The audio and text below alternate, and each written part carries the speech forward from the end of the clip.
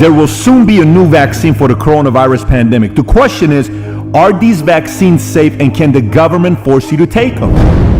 When it comes down to lawyers, they itch for things like this. 1 in 40 people get seriously injured by vaccines. It's not hypothetical. If you're right, why wouldn't it follow that the flu shot should be illegal? CDC is a vaccine company. They are not doing their job as regulators. We don't know what COVID-19 vaccine will look like. Anthony Fauci put $500 million of our dollars into that vaccine, and now they've got a vaccine that is too big to fail. Would you urge the American people not to take the vaccine? I'm not anti-vaccine. I'm asking you the question. What if it was 1 in 1,000? No, of course not. I'm not going to tell 1 in 1,000 people to die. I think you overstate it. Look at the vaccine inserts, Alan. Masks work. We're going to kill all these people. Mandatory vaccination. We're still going to make a profit, so let's go ahead. Certainly anybody who runs a pharmaceutical company cares deeply about not killing people. You can't sue them. There's no discovery. There's nothing. They never get caught. Do you wear a mask personally? The flu shot not only primes you for flu, but it primes you for coronavirus. They are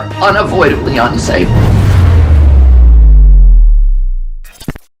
So look, we've invited a lot of different doctors to want to come and debate the topic of COVID-19 vaccine, and everyone's turned it down. But when it comes down to lawyers, they itch for things like this. So it's a different story when we're talking about my two guests today, who, by the way, both of them have been a guest on Vitamin before separately on different topics. But today, conversation came up this week. A video popped up about what Alan Dershowitz said that led to a dialogue with Robert Kennedy. And then we said, what if we can set up a friendly debate here together? They both agreed. And so today's a special episode. We'll talk about a lot of different things. But prior to going into it, if you don't know who Alan Dershowitz is, his resume is legendary. 50 years he taught at Harvard. He's represented some of the most interesting cases, O.J. Simpson, a lot of different cases. So he's had debate is what he does for a living. And on the complete opposite side, we have Robert Kennedy, where many call him a hero when it comes down to environmental crusader. He's also obviously a lawyer. They've both written books.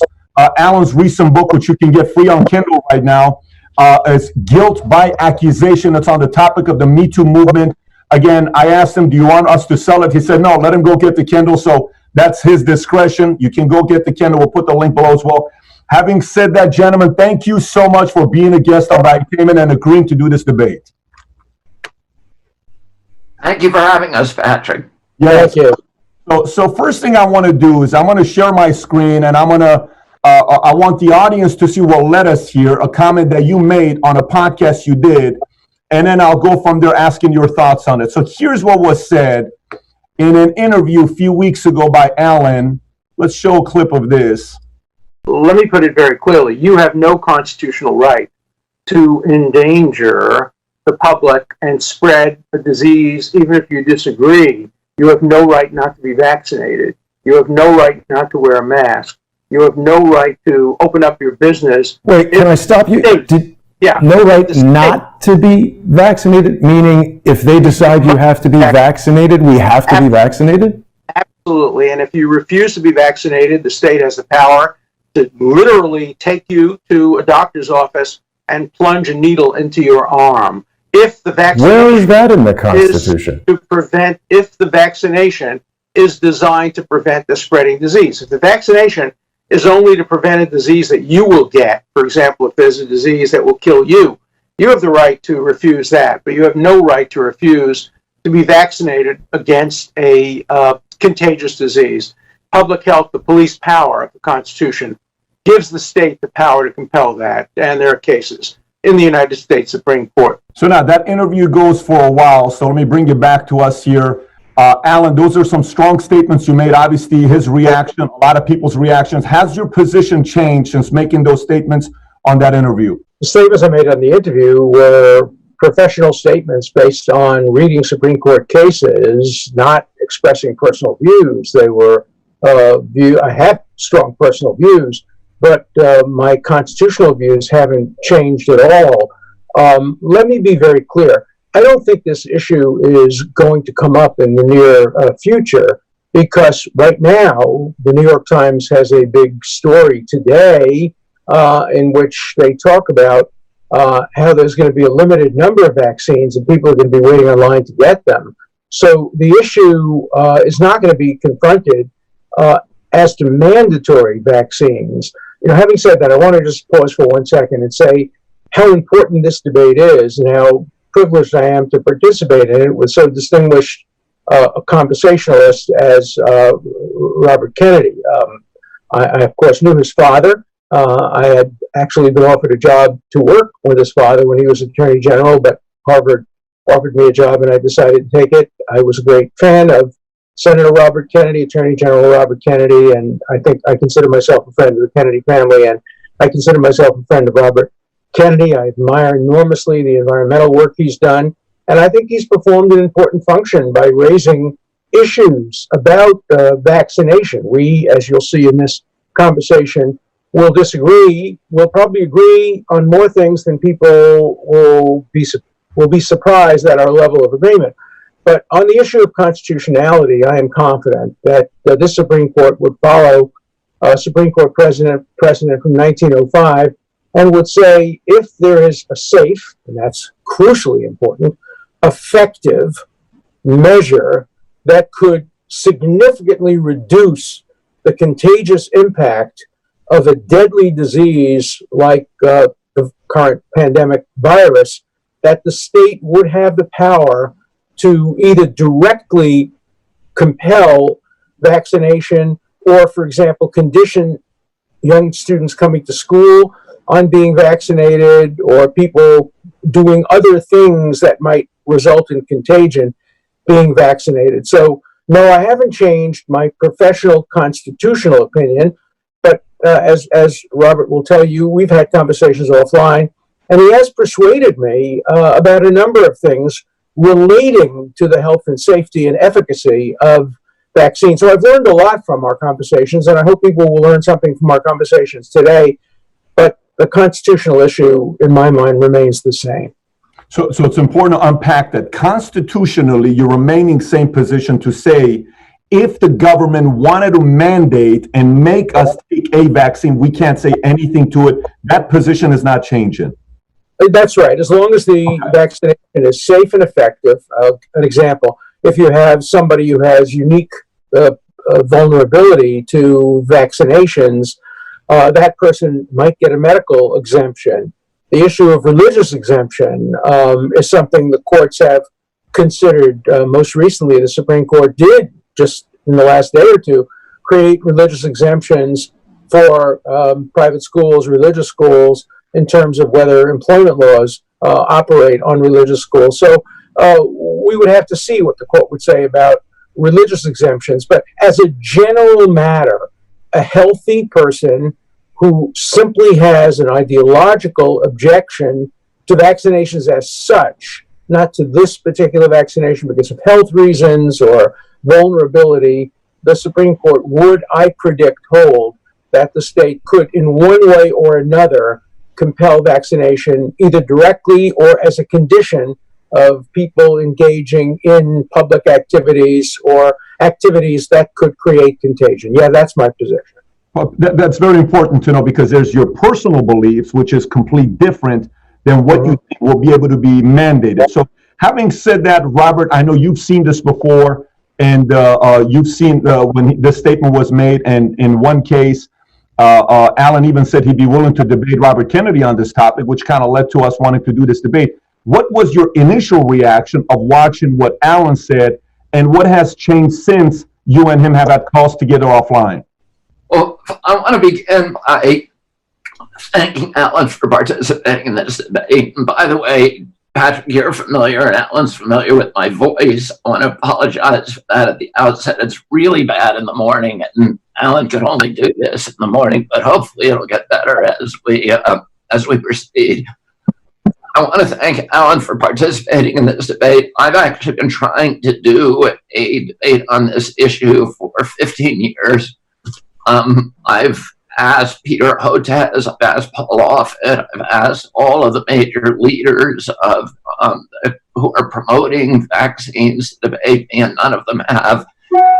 And I think it's really important for our democracy to be able to have spirited civil discussions about important issues like this. This is an issue that has been on the news 24 hours a day for the last 4 months. And yet there's no debate happening about this. It's all kind of a repetition of these government orthodoxies and government proclamations. And democracy functions only when we have the free flow of information.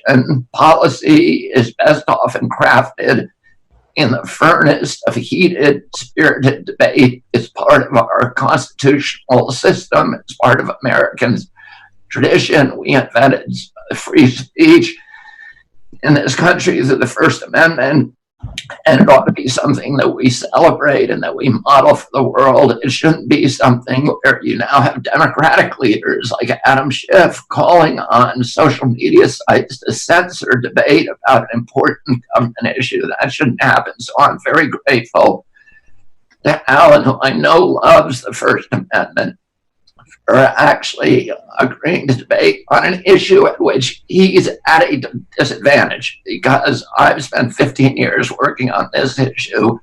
I'm at a big disadvantage for him when it comes to talking about constitutional law. And I'm going to try to keep a lot of this debate on my side of the issue to put him at a disadvantage.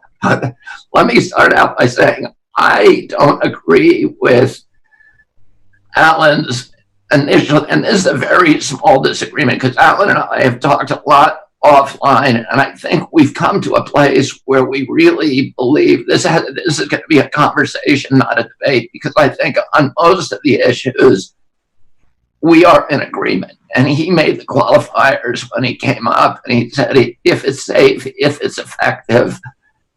And I think those are the big ifs. That's the playground where this debate is really happening. And I think in the end, he and I would end up in the same place in that debate. I will make a minor dispute, which is the Jacobson case, which was decided in 1905, was not a case where the state was claiming the power to go into somebody's home and plunge a needle into their arm, and kick down their door and take them by force. The Jacobson actually was a guy who was resisting taking a smallpox vaccine. He was from Cambridge, Massachusetts, and the penalty for not taking the vaccine was a $5 fine. So it was like a traffic ticket. He decided to take it. He had been injured in a previous vaccine, so he didn't want to take this one. He took the case to the Supreme Court. He lost, and the remedy was he paid a $5 fine. So I think there's a big constitutional chasm between, that remedy, which is paying a fine, and actually going in and holding somebody down and forcibly injecting them. And I'm not convinced that the Supreme Court of the United States at this point would uphold that kind of law 9-0 or 8-1 at all. So let me just say that. Let me now go to the initial place where I think we're in agreement. I think Alan and I are both in agreement that this should be a voluntary program. If there's mandates, they should be as an ultimate, final, dramatic, drastic remedy. And that really, and the question is, why can't we do a voluntary program? When Alan and I were kids, people wanted to get vaccinated. There was no fear of the statement and soft polio vaccines, and people had a tremendous trust in our health regulatory officials. And today, that trust has evaporated to the extent where now 50% of the people who are polled in this country are saying they may not take the COVID vaccine, and 27% are a hard no. This is even before the vaccine is developed. Why is that happening? And that's the question I think we really have to ask ourselves. Okay. Why do so many Americans no longer trust our regulatory officials and trust this process? And one of the reasons is, vaccines are a very, very interesting and very different kind of medical prerogative, because it is it's a remedy that it's a medical intervention that is being given to perfectly healthy people to prevent somebody else from getting sick. And it's the only medicine that's given to healthy people. So you would want, and particularly to children who have a whole lifetime in front of them, so you would expect that we would want that particular intervention to have particularly rigorous guarantees that it's safe. Because you're saying to somebody, we are going to make you make this sacrifice for the greater good. You have no health problems. You have zero risk of this disease. Yet we are going to force you to undergo a medical intervention. And our side of the bargain should be, oh, we want this to be completely safe. And in fact, what we know about vaccines, and this is from HHS's own studies, a 2010 study by the Agency for Healthcare Research that was commissioned to look at vaccine injury, because CDC for many years had been saying vaccine injury only occurs 1 in a million. But what AHRQ found, which is a federal agency, they looked at one HMO, which was the Harvard Pilgrim HMO, and they did a machine cluster analysis, in other words, artificial intelligence counting, a very, very accurate counting system. And they said the actual rate of vaccine injury is 2.6%. That means 1 in 40 people get seriously injured by vaccines. And do we want to then, do we have a right to say we are going to impose this intervention on people where there's a 1 in 40 chance that you may get injured in order to protect hypothetical people from catching that particular disease? And for anybody, and this I think is something that Alan really has to, I think, Alan, that you need to come to terms with in terms of crafting your own arguments about this. It's not hypothetical that vaccines cause injury and that injuries are not rare. The vaccine courts have paid out $4 billion, and the threshold for getting back into a vaccine court and getting a judgment, HHS admits that fewer than 1% of people who are injured ever even get to court. The other thing is, vaccines are zero liability. So this is an industry that went to Congress in 1996, and they had a diphtheria, tetanus, and pertussis vaccine at that time that was called causing brain injury in 1 out of every 300 people. And they said to Congress, we cannot make vaccines safely. They are unavoidably unsafe. That is the phrase in the statute, unavoidably unsafe. The only reason that we're going to continue to make vaccines is if you give us complete blanket immunity from liability. And Congress gave it to them. So today you have a product that if it injured you, no matter how negligent the company was, no matter how sloppy their line protocols, no matter how toxic the ingredients they choose to use, no matter how grievous your injury, you cannot sue that company. And that company, therefore, has no incentive to make that product safe. And that should be troubling to any of us who are part of the legal system that is saying we are going to force people to take this intervention.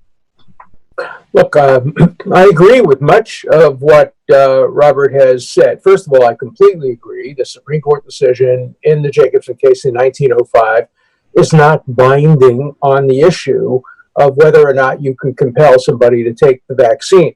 The logic of the opinion, however, not the holding, the logic of the opinion and subsequent opinions, including some by Justice Oliver Wendell Holmes, strongly suggest that the courts today would allow some form of compulsion if the conditions that we talked about were met. Safe, effective, exemptions in appropriate cases. You talked about healthy people being compelled to take a vaccine which is not designed to help them. Of course, it's also designed to help them, but the major function is to make sure that they don't become typhoid Marys and spread the disease to other people. But when you take a vaccine, you also increase the chances that you will not get the terrible, terrible disease. I think you're going to have to concede, Robert, that the smallpox vaccine had an enormous positive impact on wiping smallpox from the face of the earth. Smallpox was a dreaded, dreaded, dreaded disease. The Black Plague back in many, many centuries ago, if there had been a vaccine back then, could have saved probably millions of lives. We don't know what COVID-19 vaccine will look like, but on the assumption, and here we have a real argument, on the assumption that it would be effective and would stop the pandemic and would cause some injury to some people, then you have to ask how the courts would strike the balance. Oliver Wendell Holmes once made an analogy to, in an unrelated case, to being drafted into the Army. When you're a young 18-year-old healthy person, and we have a draft, as we had in the Second World War, we don't have it now, but at that point in time, a young 18-year-old was told, look, Congress has given the Army complete exemption. We're not liable if you're shot by the Nazis or by the Japanese. You have to risk your life in order to protect other innocent people in the country. And it's not a perfect analogy, obviously, but it does show that the courts have given to the government the authority to sometimes make decisions that require you to sacrifice your life. I have to tell you, I don't become personal about this, but I don't think there's any family in the history of America that has ever made more sacrifices in the public interest than the Kennedy family. You know, it broke all of our hearts to see how much sacrifice the Kennedy family personally made in order to, particularly Robert Kennedy, who put himself in harm's way so many times on behalf of the civil rights movement. People forget how much he put himself in harm's way on behalf of Israel. You know, he was a great friend of Israel, a great supporter of Israel, and the horrible man who killed him because he was a Palestinian who hated Bobby Kennedy Sr.'s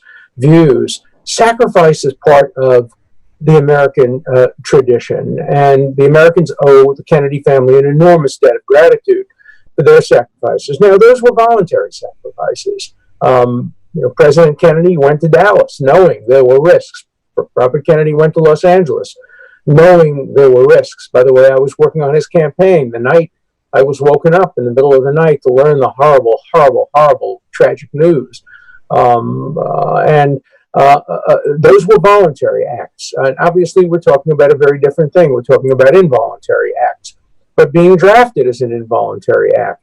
Again, to mention the Kennedy family, the oldest brother of the Kennedy family volunteered to serve in the Army and was killed in combat as a great hero. But there were others who didn't volunteer. Many of my own relatives served abroad. So we demand sacrifices, and we don't demand perfection. I think both Robert and I agree that we live in an age, and it's a terrible time that we live in, where everything has become politicized. You mentioned that when we were kids. I remember not being able to swim in the summers of 1953, 4, 5 because of polio. My friend died after being on a lung machine, and the blessing that we all made to Salk and Saban for developing the vaccine. But there were consequences. People took the vaccine and did suffer. In the end, though, polio was wiped out. And, you know, we live in a very divisive age. Let me mention one other point that I think we should be discussing. Today, the New York Times has a very interesting story about who the vaccine will be offered to. The Times story is not about mandatory. It's about people wanting it. And Robert and I completely agree that the program should begin by giving it only to volunteers.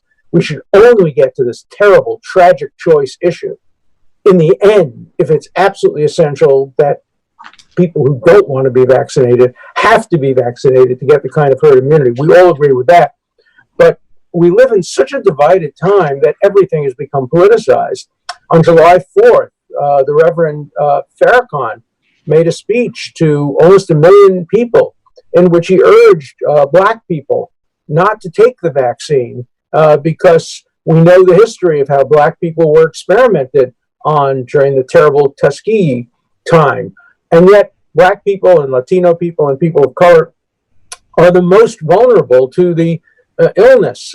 Is that a smart thing for Farrakhan to have urged his community? The number of people of color who have refused, who have indicated a refusal to take the vaccine is, I think, slightly higher, according to the report, than the number of people not of color who are refusing to take the vaccine.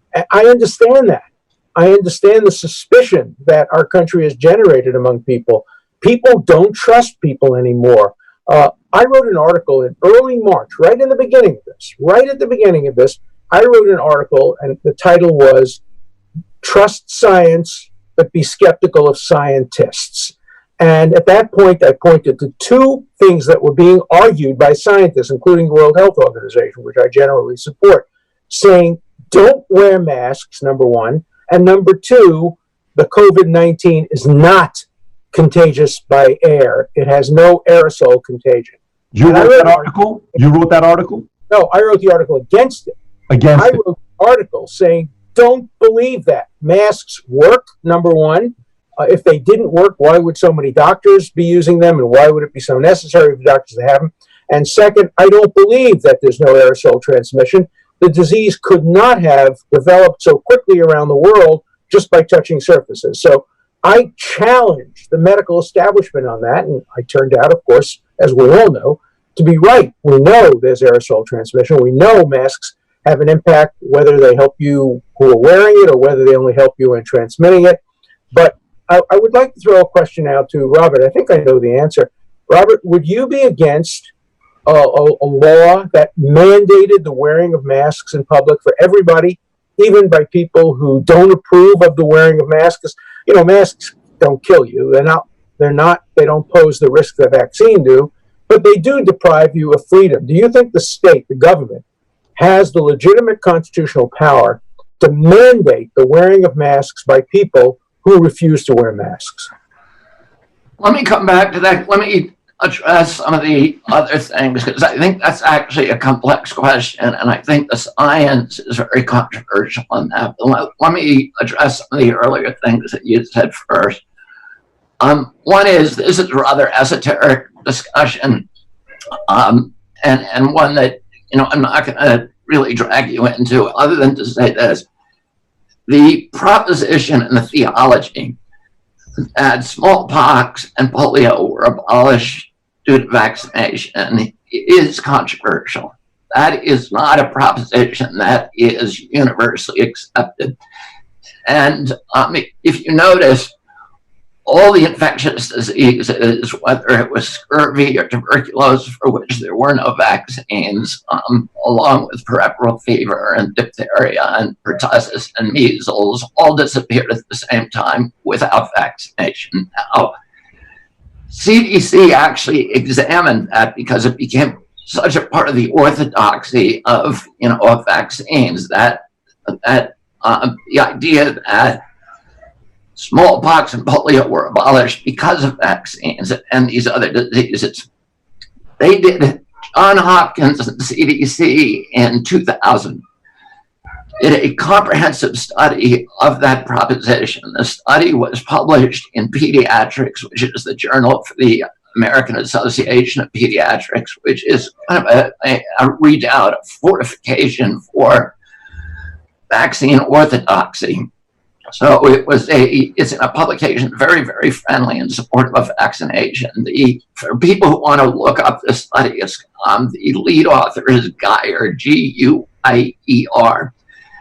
And the conclusion of that study is that the abolishment of mortalities from infectious diseases that took place during the first half of the 20th century had virtually nothing to do with vaccines. It had everything to do with sanitation, with nutrition, with hygiene, with electric refrigerators, with reduction in population densities, and essentially engineering solution, clean water, good food. And that was, and actually there was a guy called Edward Cass, who was the head of Harvard Medical School at that time, who gave a very, very famous speech in which he warned that people who were promoting vaccines and other technologies would try to take credit for those reductions in mortalities from infectious disease. And he said, beware of them, because they'll try to monitor that, they'll try to monetize them and use that to increase their power and their prestige. So it's something that you might look at. Again, it's called GUYER, G-U-I-E-R. I agree with you. There was tremendous faith in vaccination during that period. When you grew up, I grew up, Alan, we had 3 vaccines, and all of them were deemed as necessary. There were feared diseases. Today's kids have to take 72 vaccines, 72 doses of 16 vaccines in order to stay in school. And that explosion of new vaccination came in 1989, right after the passage of VICA, Vaccine Act. The Vaccine Act gave blanket immunity from liability to vaccine companies. And so those companies all of a sudden looked around and they said, holy cow, now we've got a product where we are completely excused from the highest cost from that afflicts every other medical product, which is the downstream liability for injuries. That's the biggest cost for every medicine. Not only that, the vaccines have another exemption that most people don't know about. They are the only medical product that does not have to be safety tested against a placebo. And that exemption is an artifact of CDC's legacy as the Public Health Service, which was a quasi-military agency, which is why people at the CDC have military ranks like Surgeon General, and they wear uniforms. The vaccine program was conceived as a national security defense against biological attacks on our country, and they wanted to make sure that if the Russians attacked us with a biological agent, anthrax or something like that, that we could quickly formulate a vaccine and deploy it to 200 million American civilians without regulatory impediments. They said, if we call it a medicine, we're going to have to test it, and that takes 5 years to do double-blind placebo testing. So let's call it something else. We'll call it a biologic, and we'll exempt biologics from safety testing. So not a single one of the vaccines, the 72 vaccines now administered to our children, have ever been tested against a placebo. And I, in fact, sued HHS in 2016 and said, show me any placebo studies that you have for any vaccines. And they were unable to do so. None of them have been tested. And you don't have to sue them like I did. Anybody can go on their cell phone and look up manufacturer's insert, hepatitis B vaccine, Gardasil vaccine, polio vaccine. Do you know how many days the current polio vaccine, do you know how many days it was safety tested for, Alan? 48 hours. The hepatitis B vaccine, the Glaxo version, was 4 days. The Merck version, 5 days. That means that if the baby they gave that to had a seizure on day 6, it never happened. If the baby died on day 6, it never happened. If the baby got food allergies that were diagnosed 2 years later, it never happened. If the baby got autism, which is not diagnosed till 4 years of age, 4.2 years of age, it never happened. Autoimmune diseases, you cannot see those if you have these short-term studies, and you can't see any risk if you don't test against a placebo. And my question is, nobody knows, because of that, nobody knows the risk profile for any vaccine that is currently on the schedule. And that means nobody can say with any scientific certainty that that vaccine is averting more injuries and deaths than it's causing. And my question is, how in the heck can we be mandating to children that they take a medical product for which we do not know the risks? And to me, that is criminal. And, you know, we started this discussion by talking about how do you avoid the whole discussion about mandating vaccines. The way that you do that is you have a transparent process And where people see that the vaccine is going to be tested, they see that it's tested fairly against a placebo, that it is, there's long-term tests that are going to be able to spot all of these difficulties, and that it's transparent and open. And yet, what we've seen from the current group of COVID vaccines is none of that's happening. They're skipping key parts of the test. A Moderna vaccine, which is the lead candidate, skipped the animal testing altogether. When they came to human testing, they tested it on 45 people. They had a high dose group of 15 people, a medium dose group of 15 people, and a low dose group of 15 people. In the low dose group, one of the people got so sick from the vaccine they had to be hospitalized. That's 6%. In the high dose group, 3 people got so sick they had to be hospitalized. That's 20%. Mm-hmm. They're going ahead and making 2 billion doses of that vaccine. And by the way, the people that they test them on, Alan, are not typical Americans. They use what they call exclusionary criteria. They are only giving these vaccines in these tests that they're doing to the healthiest people. If you look at their exclusionary criteria, you cannot be pregnant, you cannot be overweight, you must have never smoked a cigarette, you must have never vaped, you must have no respiratory problems in your family, you can't suffer asthma, you can't have diabetes, you can't have rheumatoid arthritis or any autoimmune disease. There has to be no history of seizure in your family. These are the people they're testing the vaccine on. But that's not who they're going to give them to. Mm-hmm. They're going to get, what happens? These people are like the Avengers. They're like Superman. You can shoot them with a bullet and they won't go down. What happens when they give them to the typical American, Sally Six-Pack and Joe Bag of Donuts, who's 50 pounds overweight and has diabetes? What is going to happen then? You're not going to see 20%. You're going to see a lot of people dropping dead. These people lost consciousness. They had to go to hospital. They had huge fevers. And they're the healthiest people in the world. So any other medicine, Alan, that had that kind of profile in its original phase 1 study would be DOA. The problem is Anthony Fauci put $500 million of our dollars into that vaccine. He owns half the patent. He has 5 guys who are working for him who are entitled to collect royalties from that. So you have a corrupt system, and now they've got a vaccine that is too big to fail. And instead of saying, hey, this was a terrible, terrible mistake, they're saying, we are going to order 2 billion doses of this. And you've got to understand, Alan, with these COVID vaccines, these companies are playing with house money. They're not spending anything on it, and they have no liability. So if they kill 20 people or 200 people, 2,000 people in their clinical trials, big deal. They have zero liability. And guess what? They've wasted none of their money because we're giving them the money to play with.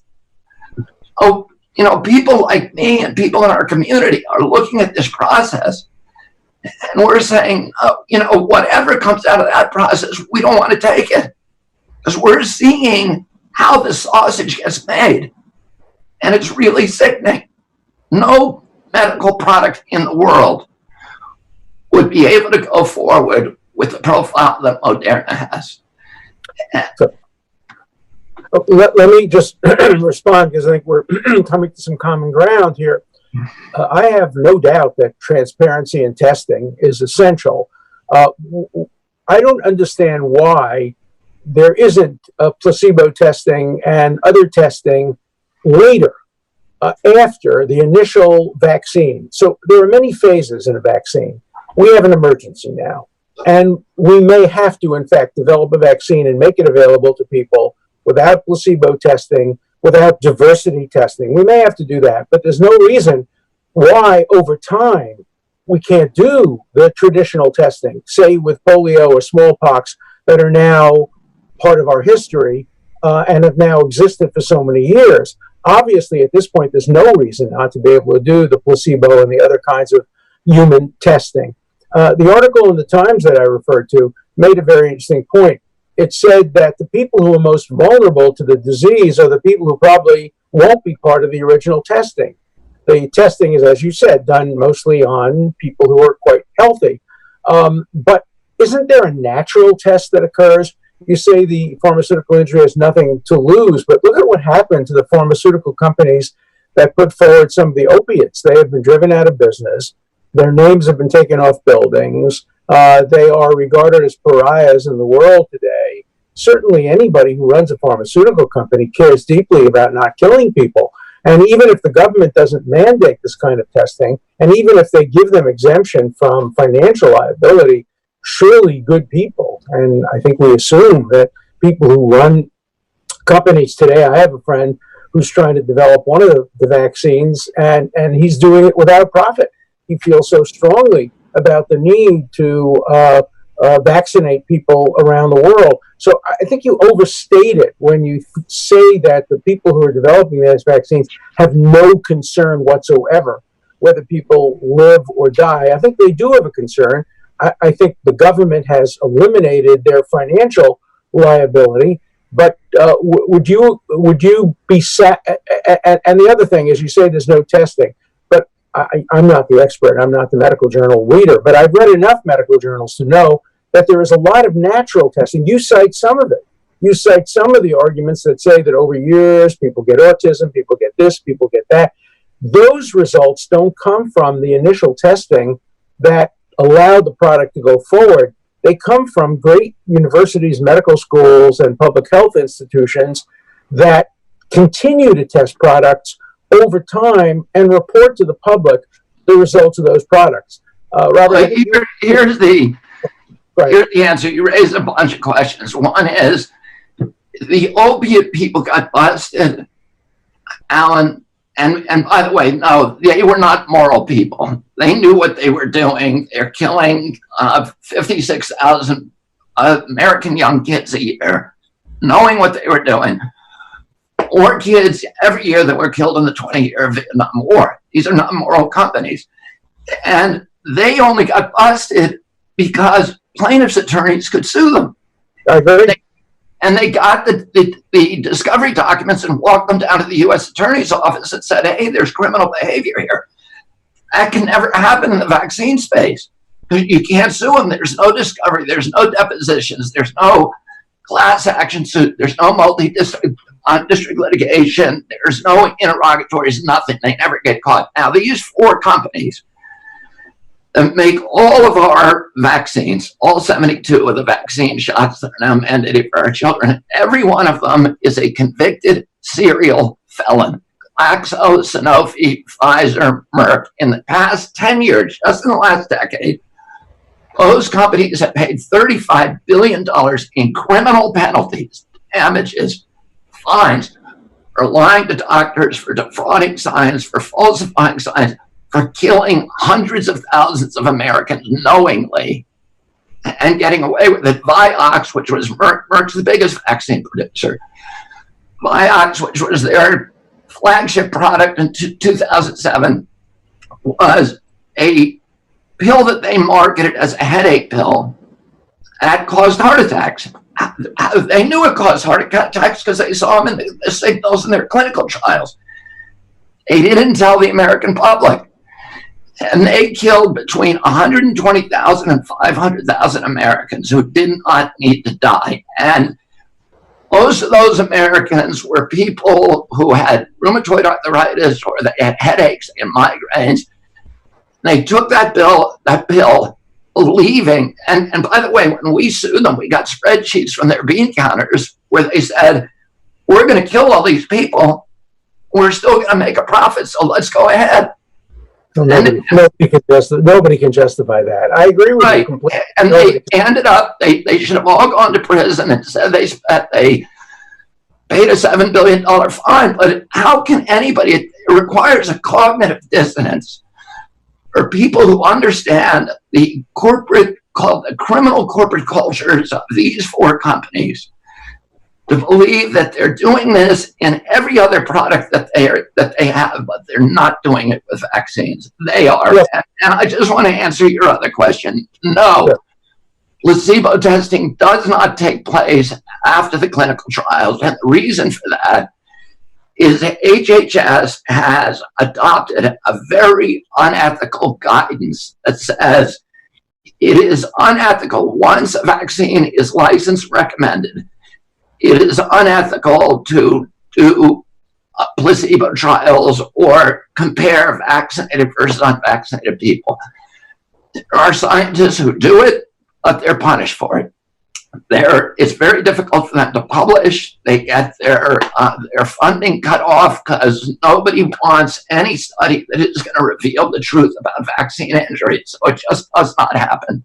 Look, it's very important that you're making these points because we live in a democracy and nobody is going to compel a vaccine unless you get democratic approval. Legislatures are going to have to pass laws doing that. And you should testify about this. Your voice should be heard. But in the end, how do you respond when the American public has listened to you, has listened to your argument, and they're very persuasive, and they're very convincing, and they have an impact on people like me with open minds, and yet, in the end, there's a vote by the legislature, and the legislature votes to compel vaccinations in the public interest, just the way the legislature votes to draft young people to fight wars in which they will die. In a democracy, don't you have to follow the will of the majority? I agree, transparency is all important. And let's shift the debate, because you said you wanted to answer the question. Let's take it out of vaccine for 1 second, because I think it helps analytically. I'm a law professor for 50 years, so I always do hypotheticals, hypos. So let's assume the legislature now passes a law. Every 50 states and the United States Congress passes a law requiring everybody to wear a mask when they're outdoors. And you say, well, I'm not so sure that masks are helpful. Maybe they are, maybe they aren't. Congress has hearings. Congress makes a determination that on balance, they are helpful. Wouldn't you agree that it would be constitutional? Let's start with constitutional and then desirable. Wouldn't you agree that it would be constitutional to mandate the wearing of masks, even if people have political, ideological, medical, religious objections, because A, the wearing of the mask is only an inconvenience. Maybe it'll cause a little irritation by some people that will require, a topical pharmaceutical. And it has the potential not to save the world, but to improve the possibility of not having communicable diseases. Wouldn't you agree that mandatory mask wearing would be constitutional? Well, if I accepted all of your precedents, then perhaps I would. The thing is, I know a lot about the mask, and my organization, CHD, has not taken a position on them. But I have read, I've read at least 3 meta-reviews involving hundreds of studies on masks. And the majority of the studies, in fact, there's a BMJ study from 2015 that says that the mask actually likely to spread the disease and to make you less healthy because of the carbon dioxide that you're breathing, and that the people who wear the mask are more likely to get sick. I'm not saying that that's my position. I'm just saying there's a lot of contrary science out there. Do you wear a mask personally when you go out? If the science was clear, then I'd be much more sympathetic to your view. Let me ask you this. Let me just answer the other question you had. You said we have to rely on the majority. Well, I grew up in the state of Virginia, Alan. And when I grew up, it was illegal because the majority voted that it was illegal for a black man to marry a white woman. It was illegal for blacks to vote. So the majority is not, no, in a democracy, you have the courts there that protect our rights against the majority. And unfortunately, we are in a situation today where we have tremendous corruption, not only in Congress, which receives more money from pharmaceutical companies than any other industry. Pharmaceutical gives in lobbying twice the amount that oil and gas, which is the next big one, 4 times with defense and aerospace. There are more lobbyists, pharma lobbyists in Congress than there are members of Congress in the Senate. So we have lost the the legislative independence of that body. And unfortunately, Alan, the agencies are also captured. Now, you know about agency capture. It happens everywhere. And I've sued EPA my entire life. We just sued the EPA. We just sued Monsanto. We got an historic judgment, a $12 billion settlement in the Monsanto case, and I was part of that trial team. And one of the things that happened during that trial is that EPA took a position against us. They took a position that glyphosate Roundup does not cause cancer.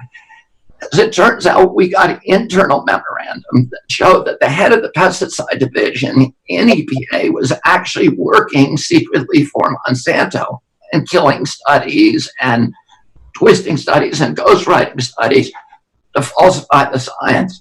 Look, you're doing we were able to show that to the jury. Now, imagine this. That's EPA, which is an independent agency. Imagine this.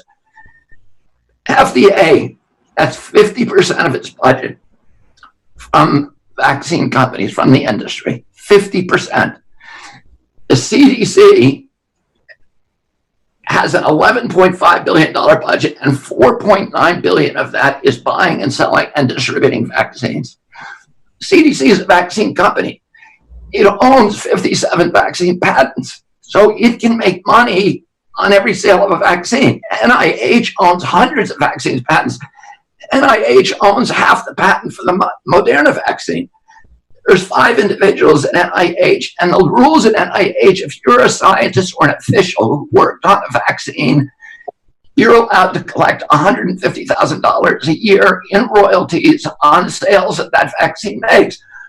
These regulatory agencies are actually vaccine companies. The vaccine marketing sales part of those agencies is the tail that is now wagging the regulatory dog. They are not doing their job as regulators. And in fact, the senior scientist at CDC today, the senior vaccine safety scientist, who's been, in fact, he's still at CDC, he was the senior scientist there for 18 years. He is the author or co-author on all of the major studies that CDC has produced on vaccine safety, and particularly the studies that show the vaccine does not cause autism. His name is Dr. William Thompson. 3 years ago, he came forward and he said, we have been ordered to fake all the science of the last decade on autism. And he said, in fact, we were in the major study, which is called DeStefano 2004. It's the most cited study on this subject on PubMed. And he said, in that study, we found out that Black boys who get the MMR vaccine had a 363% greater risk of getting an autism diagnosis than Black boys who waited after 36 months. Right. He said he was ordered to come into a conference room with all that data, with his 4 other co-authors by their CDC boss, Frank DeStefano, who then ordered them to destroy that data in front of him in CDC headquarters, and then published that study saying there is no effect. So you have an agency that is really just an arm of industry, and the people who are in my community who are being derided and vilified, these mothers who have vaccine-injured children, are being vilified in the press, who are saying, wait a minute, we have read the studies, the scientific studies. We have read about the industry corruption. We need to talk about this. They're being silenced by the press. They're not allowed to tell their stories, and nobody is talking. Not a single member of Anderson Cooper's staff or Sanjay Gupta has made any effort to talk to Bill Thompson, and he has been begging to be subpoenaed, and he's still at CDC. Look, the reason I to do this debate is because I think you perform an important function by bringing out some of these ties, some of these connections. You perform an important function when you bring lawsuits against corrupt pharmaceutical companies. But my question is this: knowing all that you know now, and putting aside the issue of, let's assume we didn't have mandatory vaccinations. Let's assume you win that debate, and it's only voluntary vaccinations now. And they come forward with a vaccine that they say will stem the tide of the pandemic. And you're allowed to go on television on Anderson Cooper. Would you urge all the American people not to take the vaccine? Would you become part of the campaign not to take the vaccine if it were voluntary? Look, I'm not anti-vaccine. People call me the anti-vaccine because of the way of marginalizing me and silencing me and saying, that's why I'm asking you the question. I'm not anti-vaccine. Look, Alan, I've been trying to get mercury out of fish for 37 years. Nobody calls me anti-fish. I support you on that 100%. But what would you do? Let me just say television, what would you tell the American public if a vaccine were available, and if you were invited, say, to speak to members of the Black community, members of the Latino community, members of the general American community, and they said, if they come out with the vaccine, it does what Bill Gates says it's going to do, which is you give one shot, you get lifetime immunity, and there are vanishingly rare serious injuries. So I don't mind, jab site, redness, itching, forget about it. I don't care. I'm talking about deaths or brain damage, 1 in a million. That may be acceptable. In that case, and it works, and I'd say, I tell people, I'm going to get it. Let's go ahead and get it. What if it was 1 in 1,000? What if 1 in 1,000, not 1 in a million? That's more 1 in 1,000. No, of course not. I'm not going to tell 1 in 1,000 people to die so that 999 people can avoid COVID, particularly since the case fatality rate for COVID. I mean, a healthy person has basically zero chance of dying from COVID. So you need to give it to a tremendous number of people to save one life. And the problem is with this vaccine is we don't know if the vaccine is going to kill more people when you start giving it to those people with the comorbidities. 54% of Americans now has diabetes, overweight, rheumatoid arthritis. They're smokers. They have 54% of us. I'm not even talking about smokers and vapors. 54% of us has chronic disease. They're testing it on one group, and they're going to give it to another. And we need to know what the risk factor is in the people that they give it to. And I agree with that. Let me put you in. Let me just say that the complete thought I was going to be made before. I've sued the EPA for many years, and it's a captive agency. What would happen if EPA made half of its annual budget selling coal? Mm-hmm. That's what you got with these regulatory agencies. They're completely corrupt. An important function doing this. Let me ask you another question. What if we had a system which said this? You have two choices. One, you can have the vaccine, or two, you can refuse to take the vaccine. But if you refuse to take the vaccine, you have to remain in quarantine until such time as the pandemic is basically passed. So it's your option. The one option you don't have the third option. That is not taking the vaccine and mingling with the public and risking other people getting COVID. Not only young people, although young people do die. The Broadway actor who had his leg amputated and recently died tragically without any pre-existing conditions. What if we gave people that option? Quarantine is the option for refusing to accept the vaccine, but you don't have the third option of refusing to accept the vaccine and walking around the public without masks. The problem is, that sounds like a reasonable position. The problem is, it's not the way the world works. And let me explain why. Here's how the world works. And the best analogy is the flu vaccine. So the flu vaccine is very much like the coronavirus vaccine, but we've had the flu vaccine for 90 years. So every year it's fine-tuned and perfected. And originally they told us the flu vaccine, you'll give one shot and you'll have immunity for life. And then it turned out, no, we need to get it every year.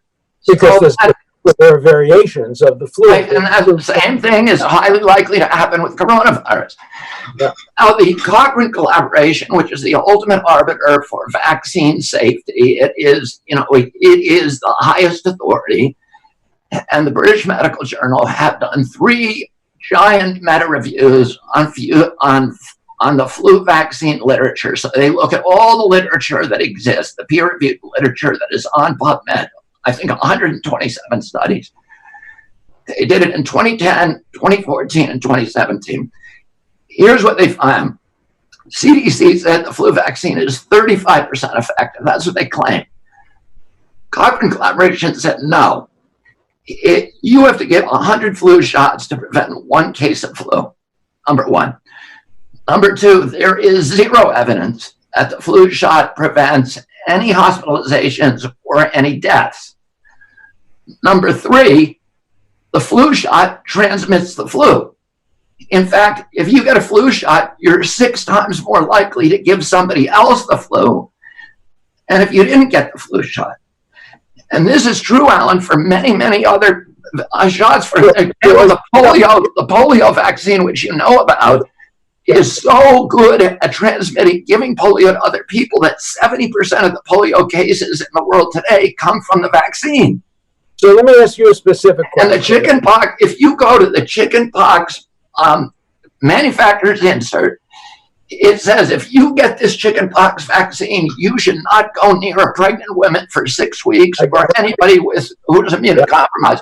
Same with pertussis. You become an asymptomatic carrier. So you're not guaranteeing. And in fact, the AstraZeneca vaccine, the Oxford vaccine, which is the other leader, when they gave it to monkeys, the monkeys continued to transmit the disease. And Bill Gates and Fauci have been going on TV saying, we may get a vaccine that protects you, but you may still be transmitting it. So why are you going to lock that guy up in a house? Look, and let all people out who are now asymptomatic carriers because they got Gates' vaccine. Let me agree with you, first of all. If they develop a vaccine that only prevents you from getting it, but doesn't prevent you from transmitting it, I would not be in favor of compelling that vaccine, and I think the Supreme Court would not accept that as a rationale. But I want to ask you a direct question. I'm 81, I'm almost 82 years old. My doctor, who I love and admire, says to me every year, come October, you must get the flu vaccine, you must get the vaccine against pneumonia, you must get the vaccine, whatever it is, against shingles. I listen to my doctor, who I love and admire, and has been taking care of me for years.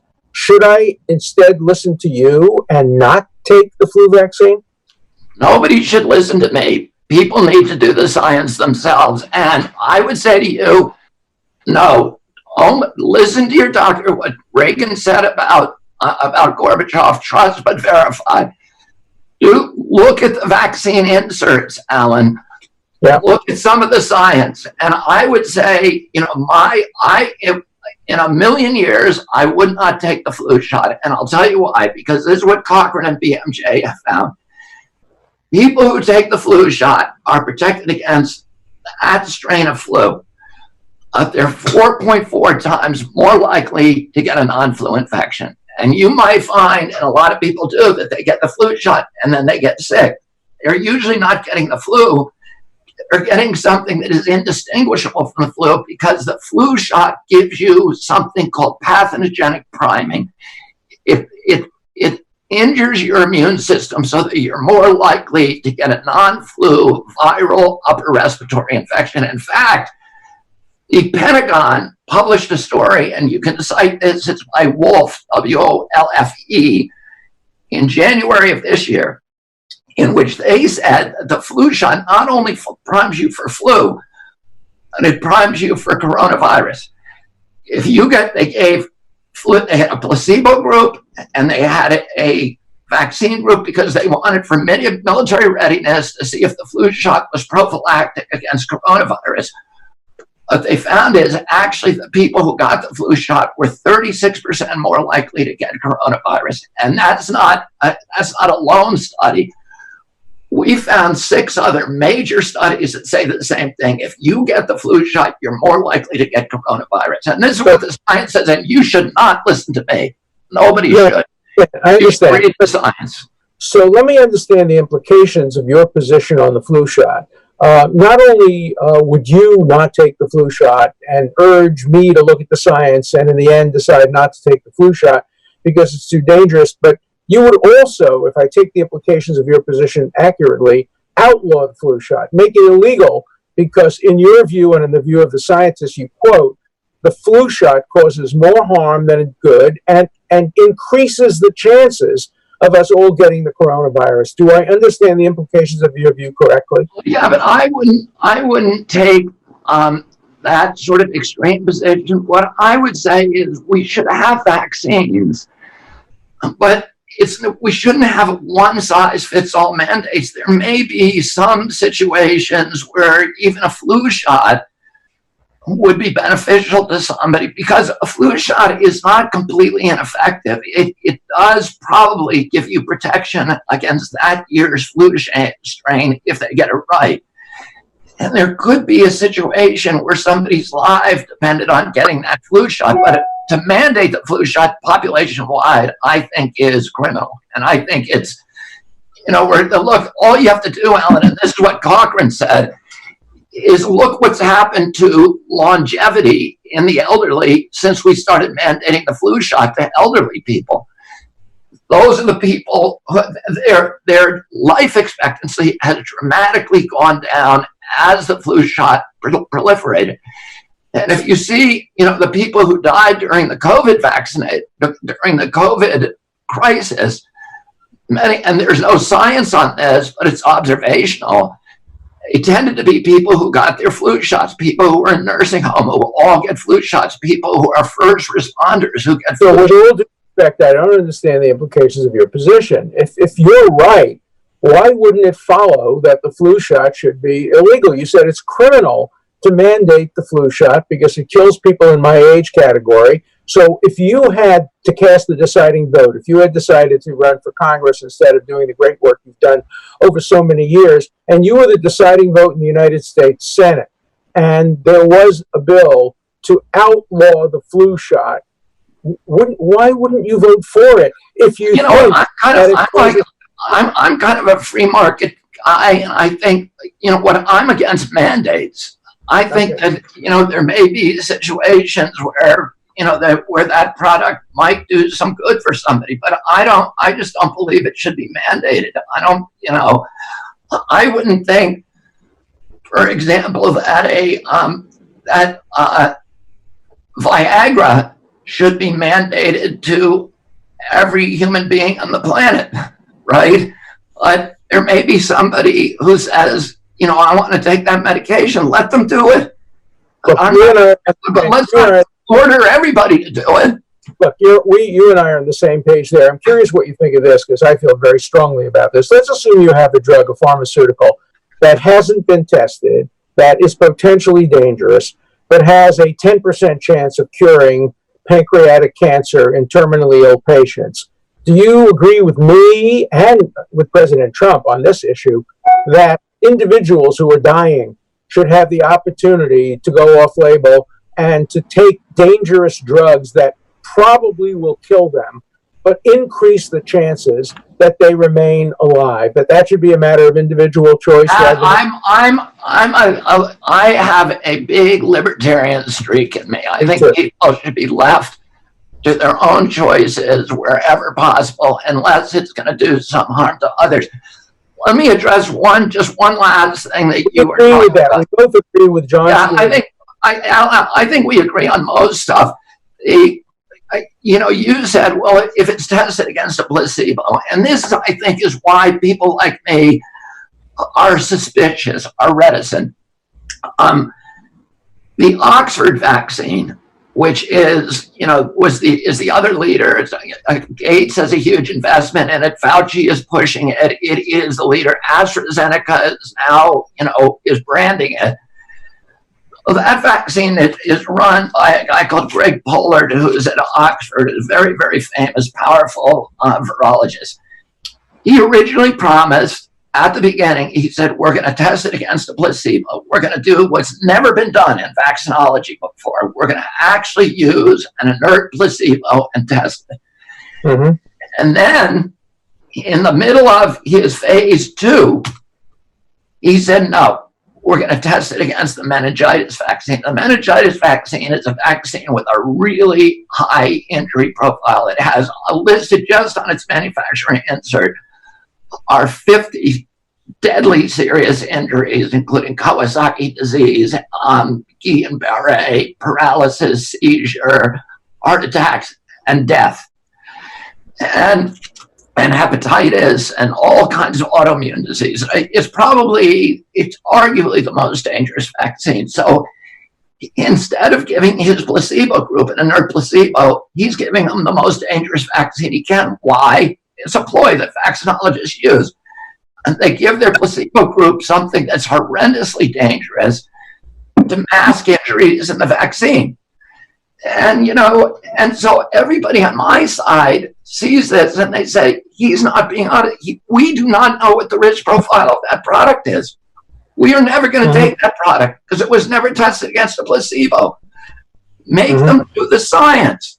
Don't say to, get angry at people who are skeptical and say, oh, you're skeptical. We're watching the sausage get made, and it's an ugly process. And by the way, he gave that vaccine to a bunch of monkeys, macaques. And then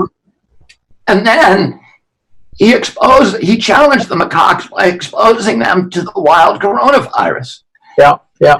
And all of the macaques got sick.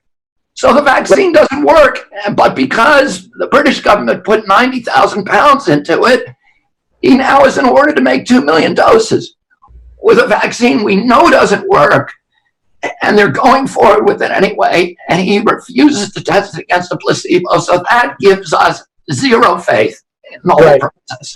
So let me first of all say nobody should be angry at you. People should be praising you for bringing this to the attention of the American public. Let me just summarize, if I can, my view, and then you can get the last word. I am thrilled that we had this debate. I think the public watching the debate has learned.